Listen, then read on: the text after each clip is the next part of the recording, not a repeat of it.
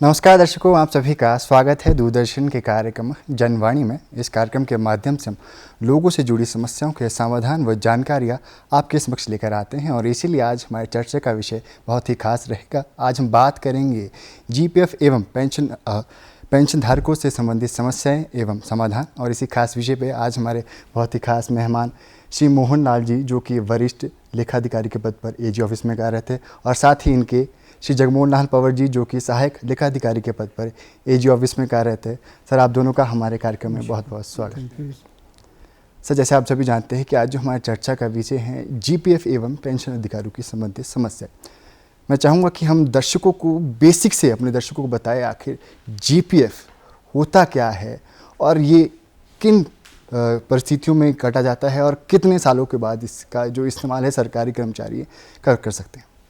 रजत जी, GPF एक सरकारी कर्मचारी जो है सेवा में आने के बाद 1 साल के अंदर अंदर उसे अपना कुछ भाग, या जिसको हम 10% कह सकते हैं, बेसिक का जी, वो कटवाता है। और जिस पर कुछ समय के बाद इंटरेस्ट जब लगता रहता है तो वो डीडीओ के माध्यम से जीपीएफ की निकासी के लिए एलिजिबल हो जाता है। और साल में वो जो भविष्य निधि से अपना विड्रॉल है या जो अपना राशि है जो जीपीएफ से संबंधित है, जो उसने जमा कराई है, उसको आहरण करने के लिए तो वो साल में 2 बार उसको निकाल सकता है। और ये जिम्मेवारी जो है आहरण एवं संवितरण अधिकारी जो है उसके माध्यम से 3/4% या फिर 90% जो है उसका भाग निकाल सकता है। जी,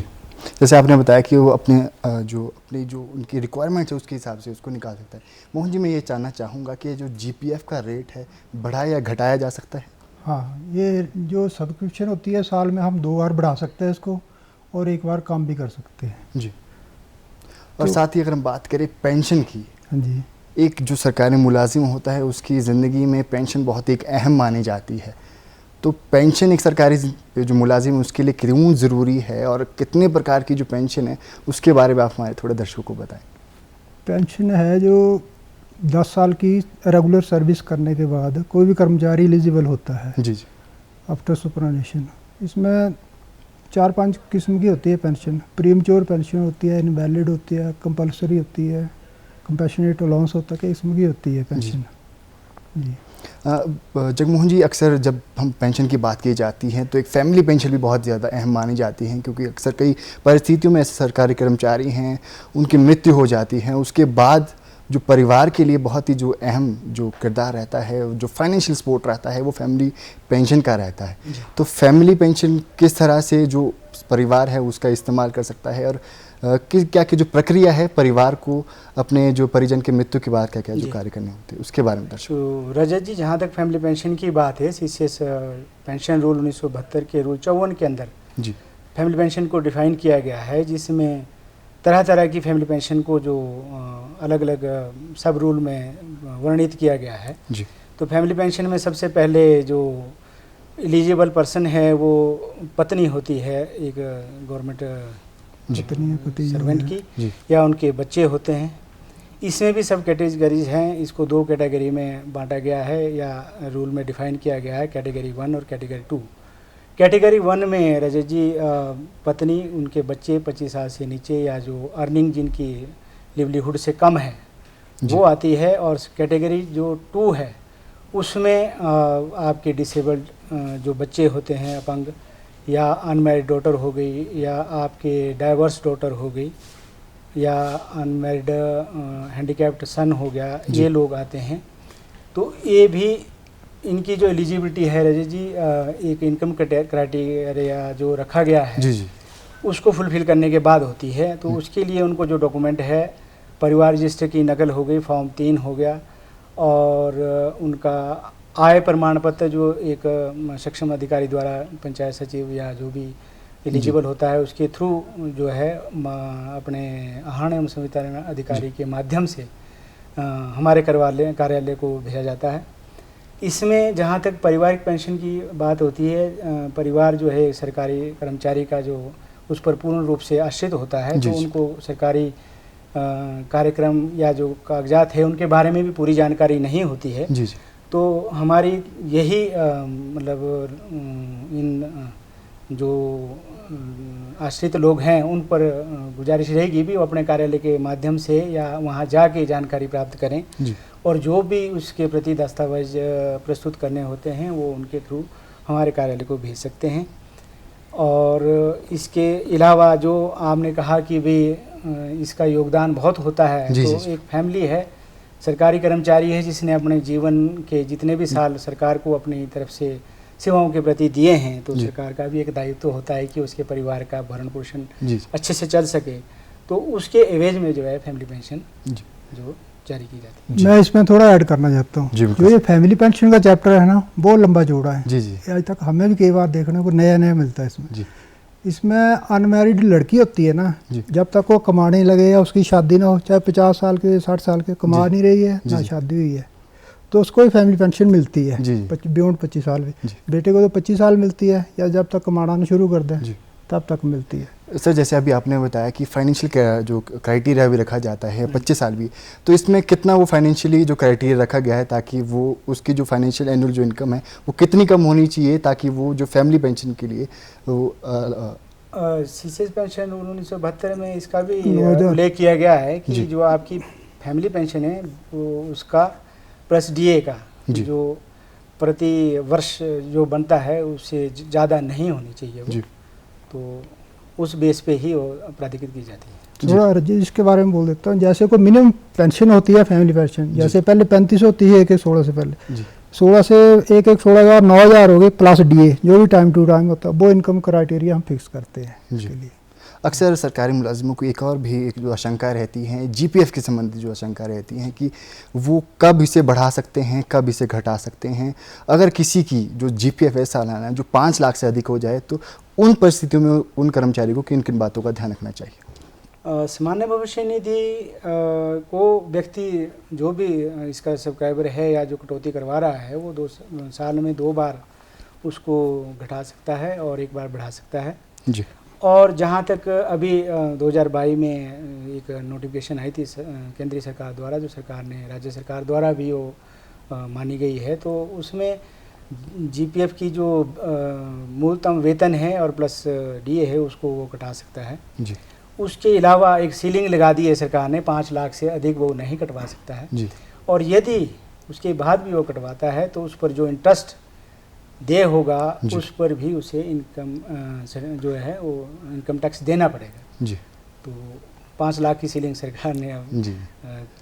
सरकारी कर्मचारियों को जो है लगा जी। दी है। मोहन जी अच्छा, जी। इसी में ऐड कर दूँ, जो जीपीएफ का इंटरेस्ट हमें मिलता है ना, ये जी। टैक्स फ्री होता है। जी जी बिल्कुल। पर जो 5 लाख से जो ऊपर जो मिलेगा उसको इनकम मान के उसके भी टैक्स देना जी, पड़ेगा। अगर किसी के अगर 5 लाख से अधिक है तो उसे टैक्स देने की जो हाँ, जो इंटरेस्ट उस पर मिलेगा जी। उस पर। बाकी सेंट्रल गवर्नमेंट में तो पूरा बैन है कि 5 लाख से ऊपर कटवा ही नहीं सकते हैं। जी। स्टेट में है रिलैक्स किया कि 5 से ऊपर कटा दो पर टैक्स दे दो, सेंटर में ऐसा कुछ भी नहीं है। जी मोहन जी, अभी बीते कुछ वर्षों हमारी नई सरकार देखने के लिए मिली है और कर्मचारियों को ओपीएस जो सरकार द्वारा जो दिया गया है, और अभी भी काफ़ी जो कर्मचारी है एनपीएस और ओपीएस में बड़े कंफ्यूज हैं, तो उसके बारे में आप हमारे दर्शकों को बताएं एनपीएस और ओपीएस में आखिर क्या क्या फ़र्क है? अब जो ओपीएस स्कीम हिमाचल गवर्नमेंट ने 4/5/23 की नोटिफिकेशन द्वारा शुरू की थी, जो कि 1/4/23 से एप्लीकेबल है। जी। तो उसमें जो भी एनपीएस के कर्मचारी थे उनको ऑप्शन थी एक कि आप एनपीएस में रहना चाहते हैं तो रो, या फिर ओपीएस में भी आ सकते हैं। ओपीएस मीन्स की जो पुरानी पेंशन चली आई है पुरानी, उसमें आ सकते हैं। तो उसको 2 मिनट 60 दिन का टाइम दिया कि इसके अंदर आपने ऑप्शन देनी है। जी। तो जिन्होंने ऑप्शन दे दी वो तो आगे उस स्कीम में, उसमें सब्जेक्ट टू द कंडीशन की जो उनका गवर्नमेंट का शेयर होता है, एम्प्लॉयर शेयर बोलते हैं उसको, जी जी। टाइम टू टाइम कंट्रीब्यूट करती थी पहले गवर्नमेंट ना, कि बंदा अपना कटाएगा, एम्प्लॉय अपना पैसा कटाता, उतना गवर्नमेंट डालती थी, दोनों शेयर जाते हैं एनएसडीएल को जाते थे। जी। उसके ऊपर टाइम टू टाइम जो भी आज तक अप टू डेट उस पर डिविडेंट मिला, जी। तो वो एम्प्लॉयर शेयर और डिविडेंट ये दोनों जमा कराने होते स्टेट ट्रेजरी में डीडीओ द्वारा। तो इसमें भी अलग अलग हेड ऑफ अकाउंट है, जो डिविडेंड का अलग हेड ऑफ अकाउंट है और दूसरा एम्प्लॉय शेयर का अलग है। ये दोनों शेयर जमा कराएंगे, उसके बाद चालान के द्वारा, चालान की कॉपी दोनों सर्विस बुक में पेस्ट होंगी और पेंशन पेपर के साथ भी भेजे जाएंगे। और पेस्ट होने के बाद एंट्री भी उसको करनी पड़ती है, ड्यूली अटेस्टेशन उसकी होनी चाहिए। जी। फिर उनका केस एज ऑफिस को भेजना पड़ता है, जी। वीडियो द्वारा केस है एज ऑफिस को भेजा जाएगा। उसके बाद फिर हम उस पर कार्रवाई करते हैं। जी। उसमें भी 10 साल की सर्विस कम से कम पेंशन के लिए चाहिए। जी, जो एलिजिबिलिटी है मिनिमम जो 10 साल की होनी चाहिए। जी। उसी के बाद आप ओपीएस के लिए जो एलिजिबल जी, हो। जिनकी 10 साल से रेगुलर सर्विस कम बनती है उनको पैसे नहीं जमा कराना चाहिए, क्योंकि ऐसे केस भी देखने में आए जी। हैं जिनकी 6, 7 या 8 साल सर्विस है, जी। जी। उन्होंने पैसे गलती से जमा करवा दिए। जी। अब वो निकालना थोड़ा मुश्किल हो जाएगा, क्योंकि ये तो सचिवालय से निकलेंगे, जो भी है प्रशासनिक मामला है, एज ऑफिस का इसमें कोई लेना देना नहीं रहेगा। जगमोहन जी, अभी भी काफ़ी जो कर्मचारी है वो कन्फ्यूज़ हैं कि उन्हें एनपीएस ऑप्ट करना चाहिए या ओपीएस ऑप्ट करना चाहिए, और आपके पास कितने वर्षों का जो एक अनुभव है, आपके अनुभव के अनुसार से एक सरकारी मुलाजिम के लिए कौन सी जो स्कीम है एनपीएस या ओपीएस, कौन सी जो बेस्ट रहेगी? देखो रजत जी, जहाँ तक मेरा एक्सपीरियंस है तो मैं तो यही चाहूँगा कि ओपीएस की जो स्कीम है वो एक सरकारी कर्मचारी के लिए फ़ायदेमंद है और भविष्य के लिए सुरक्षित भी है, क्योंकि उनके आश्रितों को, परिवार के सदस्यों को उनकी मृत्यु के बाद भी उसका लाभ मिलता रहेगा। एनपीएस में भी लोग रहना चाहते हैं जिनको उस पर, क्योंकि एनपीएस में जो पैसा है वो आपका कहीं शेयर मार्केट में लगा है तो कभी ऊपर नीचे हो सकता है। ये मेरा पर्सनल एक्सपीरियंस है, तो मैं यही सजेस्ट करूंगा कि तो कहीं ना कहीं लोग अपने इंटरेस्ट के हिसाब से, अपनी ज़रूरतों के हिसाब से भी अपनी जो उनको पसंद आती है वो स्कीम पर जा सकते हैं। सरकार द्वारा बीते कुछ वर्षों पहले जीपीएफ रिटेंशन स्कीम को भी लेकर आई थी, उसके बारे में थोड़ा आप हमारे दर्शकों को बताया, आखिर वो क्या है? जीपीएफ रिटेंशन सरकार ने एक जीपीएफ जो सब्सक्राइबर है उसके लिए एक रिटायरमेंट के बाद एक सुविधा दी थी कि आप अपना जीपीएफ जो भी है, जितना भी अमाउंट है, उसको आप रिटेन कर सकते हैं, सरकार के पास रख सकते हैं। सरकार ने उसमें एक फैसिलिटी दी थी कि आपको उसी इंटरेस्ट पे, रेट ऑफ इंटरेस्ट पे आपको आपका जो सामान्य भविष्य निधि खाता संख्या में जो बैलेंस है उसको रखा जाएगा, और साल दर साल जो उसकी इंटरेस्ट का रेट है उसको उतना ही दिया जाएगा।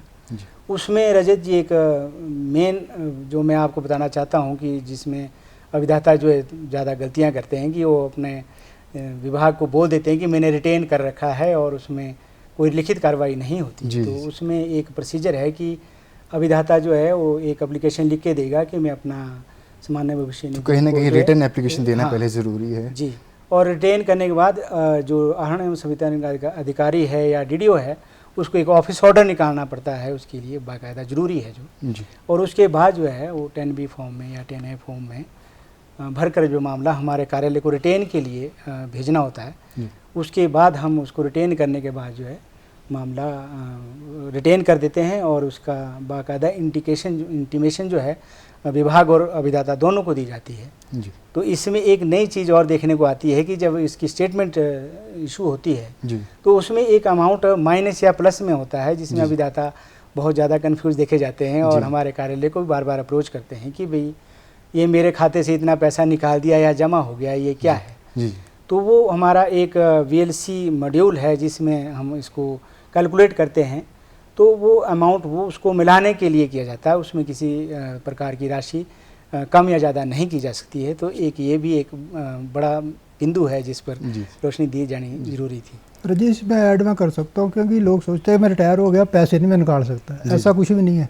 जब उसको ज़रूरत पड़ेगी वो पैसा निकाल सकता है। जी अब तो जो भी चाहे। जी, और अक्सर जब भी कोई कर्मचारी रिटायर होने वाला होता है तो उससे पहले उसे क्या क्या किन बातों का ध्यान रखना चाहिए और किन किन जो ज़रूरी जो दस्तावेज जो कार्य जो इम्पोर्टेंट पेपर है वो अपने ऑफिस में डीडीओ के पास दे दे, ताकि बाद में जाके उसे पेंशन में जो आने में देरी ना हो और जो पेंशन संबंधी जो समस्या ना हो, उसके बारे में हमारे दर्शकों को थोड़ा सा बताएं। रजीत, इसके बारे में 6 महीने पहले जो एम्प्लॉई होता है रिटायर होने को है जी, उसको अपने कुछ फॉर्म भर के देने होते हैं, फ़ोटो हो गए, स्पेसिमेन सिग्नेचर, बैंक कोड वगैरह, Aadhaar number, detail of family number, ये टाइमली डीडीओ को पहुंचा देने चाहिए उसको। उसके बाद फिर डीडीओ अपनी कार्रवाई शुरू कर देता है पेंशन पेपर बनाने के लिए। फॉर्म 7 होता है मेन सेंक्शन का जी, वो भर के टाइमली आ जाएँ, या हमारे पास 3-4 महीने पहले आए तो कोई प्रॉब्लम नहीं होगी। 1-2 महीने पहले, 1-1.5 महीना पहले हम पेंशन पेमेंट ऑर्डर इशू कर देते हैं। जी, अब कोई 60% केस हमने देखने में आया कि लेट ही आते हैं, जी, रिटायरमेंट हो गए होती है उनके बाद उनको पेंशन लगती है। जी, तो फिर इनकी कई बार कंप्लेंट भी आ जाती है। हमारा फर्ज बनता है, हम तो कोशिश करते हैं कि रिटायरमेंट तक इनको पेंशन मिल जाए। जी, कोशिश तो हमारे रहती है, पर डीडीओ को भी चाहिए कि टाइमली केस भेज दे। जी। कई बार हम लिखते भी हैं डीडीओ कि टाइमली भेज दो केस, जी जी।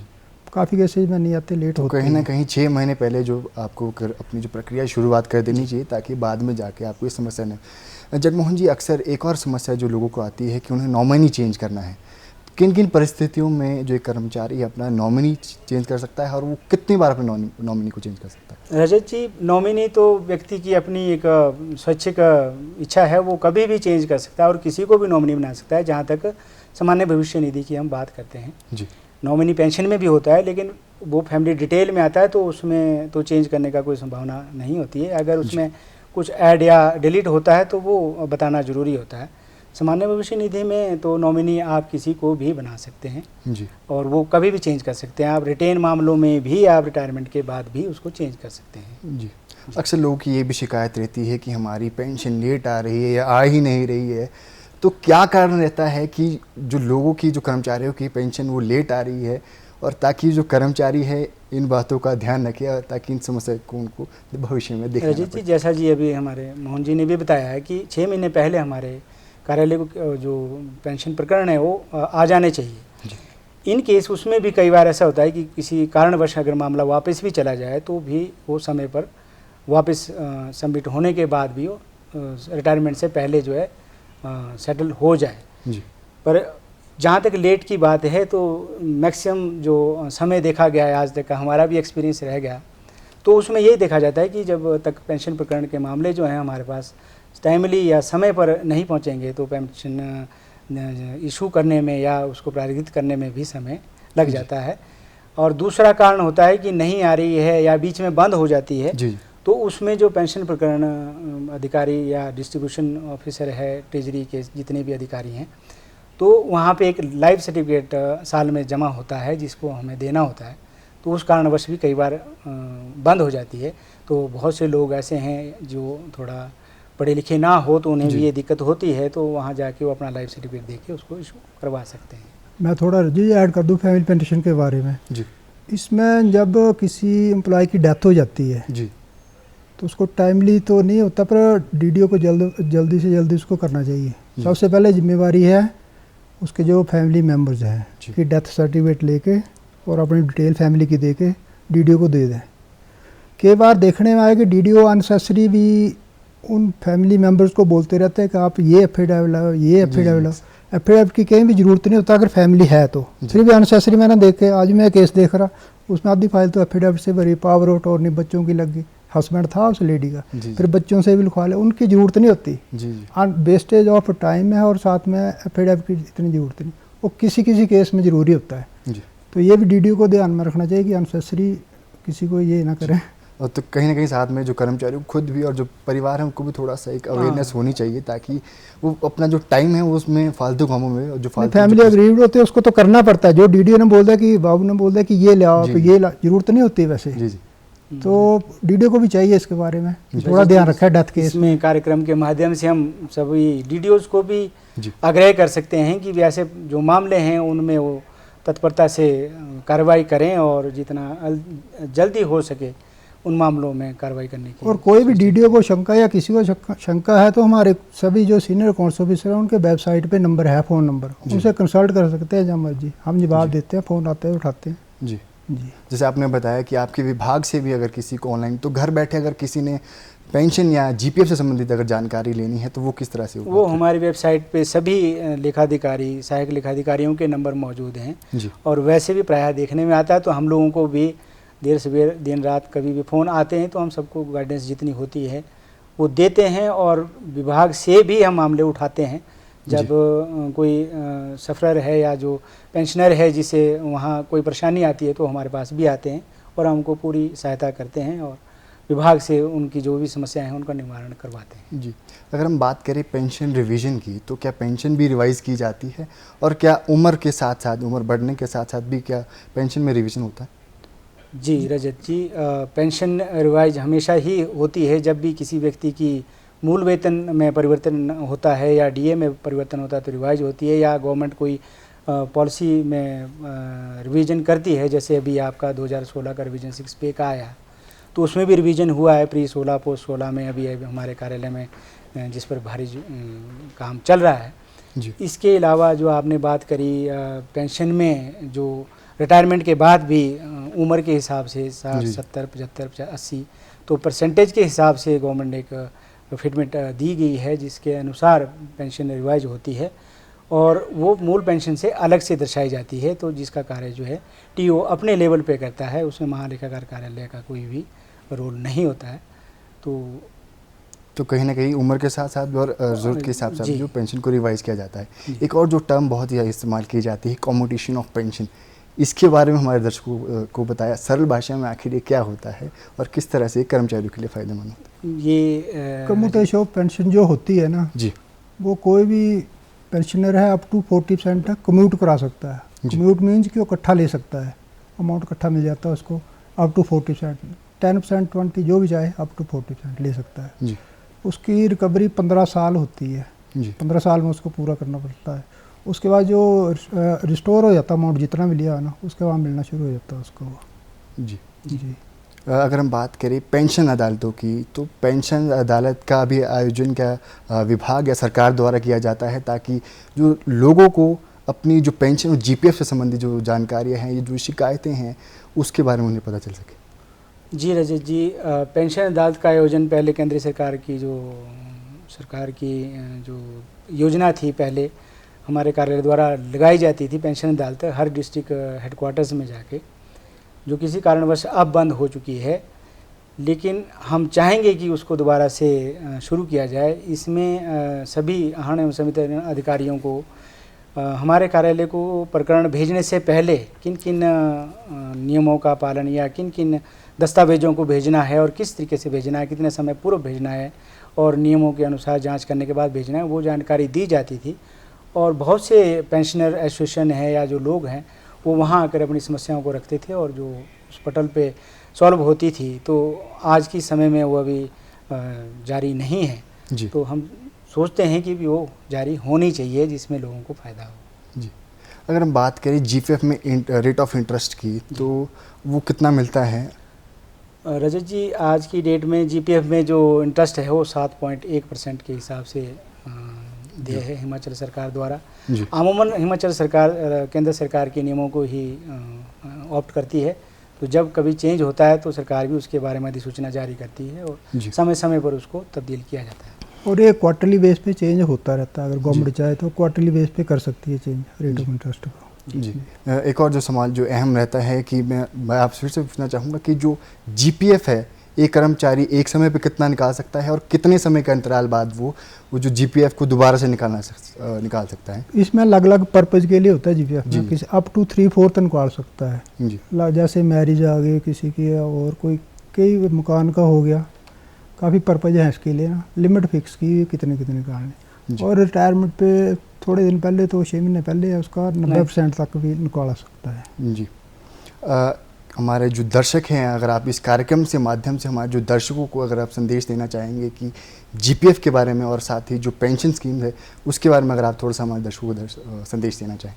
दर्शकों को हम ये बताना चाहते हैं, कोई भी प्रॉब्लम आती है, डीडीओ को भी कोई प्रॉब्लम आती है तो हमारे सभी सीनियर के नंबर वेबसाइट पे पड़े हुए हैं, जो जब मर्जी कॉल कर सकते हैं जी। हम उनकी समस्या का समाधान जरूर करेंगे जी। जैसे आपने बताया कि डीडीओ का एक जो अहम जो किरदार रहता है, क्योंकि जो शुरुआत है पेंशन की वो डीडीओ के थ्रू ही होगी और जो डीडीओ है वो सुनिश्चित करेगा कि जो पूरे कागज़ है वो पूरे ढंग से आए हैं कि नहीं, सही आए हैं कि नहीं।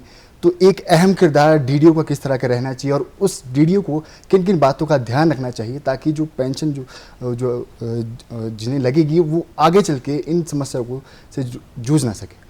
रजत जी, जो डीडीओ है उसका बहुत अहम रोल है पेंशन प्रकरणों को निपटाने के लिए जी। और दर्शकों को भी मैं एक सुझाव देना चाहता हूं कि जो भी हमारे कार्यालय से आपको इन्फॉर्मेशन चाहिए या जो भी कार्रवाई हमारे से करवाना चाहते हैं वो आप डीडीओ के माध्यम से ही हमारे कार्यालय को भेजें ताकि उनको भी पता हो कि आप क्या चाहते हैं और हमारे कार्यालय ने इस पर क्या कार्रवाई की है।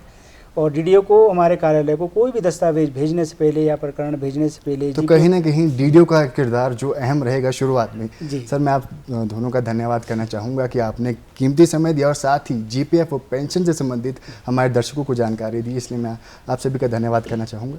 तो दर्शकों, अब वक्त हो चुका है आपसे विदा लेने का। फिर मुलाकात होगी एक नए विषय को लेकर, नए मेहमान के साथ। तब तक के लिए जय हिंद, जय हिमाचल।